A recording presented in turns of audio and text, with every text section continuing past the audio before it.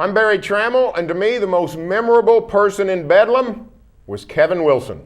I'm going on the other side of the Sooner ball. It's Brent Venables. From the Opoko Studios in Oklahoma City, you're watching the Press Row. I'm Jenni Carlson. Barry, there were a lot of players that I think we're going to see in highlights for years to come. James Hanna, Cam Kenny, Austin Box, but these two coordinators probably were the two that we'll remember most from Bedlam. Well, it was an amazing game and just a fabulous finish, but to me, the pivotal point of the game is when Kevin Wilson said, you know what, Sooners, we got to win this game. We can't just hang on. We can't play it safe. We got to go out and take this game. And Kevin Wilson told Bob Stoops, let's put this game in the hands of Landry Jones, a quarterback who had thrown 3 interceptions to that point, and Cameron Kenny, a wide receiver who had been benched most of this season. That 3rd and 12 pass over the middle, the deep slant, Cameron Kenny spears it. Perfect pass from Jones, goes 86 yards.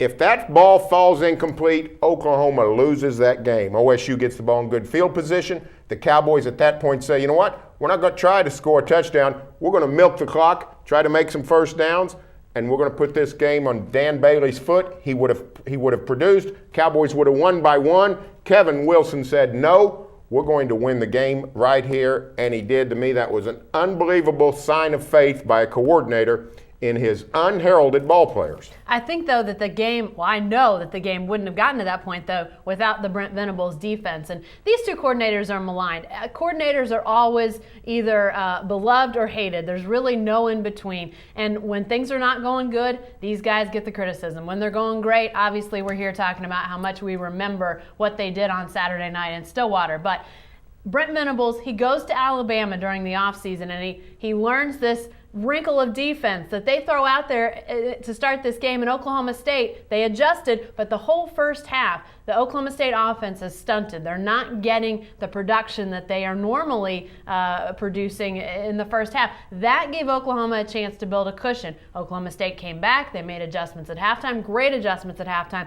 But there was already that gap that they were coming back from. That gave Oklahoma a chance then in the fourth quarter to win the game, Barry. And the defense, it was outstanding because I didn't think there was any way that they could slow down Oklahoma State's running and passing attack. And in the first half, they did. I thought that was a great testament to that Oklahoma defense. Well, the best unit on the field Saturday was the OU defense. There's no doubt about it. And, you know, we've heard from people saying, hey, that 50 defense, that 5-2 defense, that's not an Alabama defense. That's an Oklahoma Bud Wilkinson defense.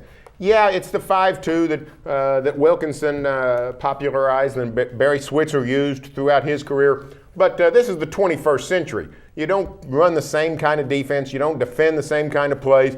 They had to go to Alabama, learn how do you defend the bubble screen out of a 5-2? How do you defend the shotgun and all the various wrinkles? It was a fantastic effort by the Venables and his crew. They largely rendered the OSU offense ineffective much of that game. And really, you know, we thought going in that the Cowboy offense was the best unit on the field. Turns out it was the worst on Saturday night. So Venables did a fantastic job.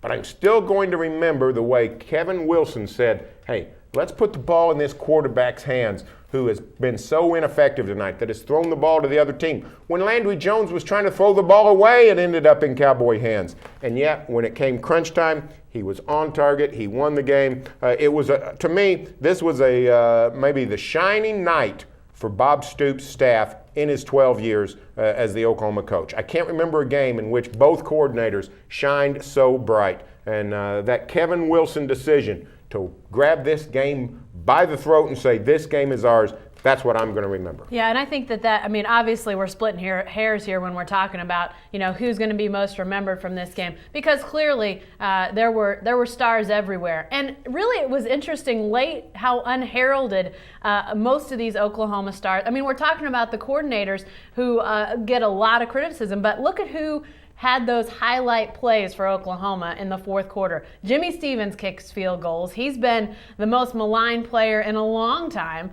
in an OU uniform. Austin Box makes an interception. He's been hurt all year. You had Cam Kenny with the big touchdown, and then you had James Hanna with another big touchdown. And he was most known before Saturday night for dropping a touchdown that would have won probably that game at Texas A&M. So you had so many people, Barry, that you would not have thought would be in that position, and that includes the coordinators. Both of those guys did a heck of a job. Oklahoma wins, and it's a Bedlam game we're going to be talking about for a really long time. Hey, stay with the best coverage team anywhere at newsok.com and every day in the Oklahoman.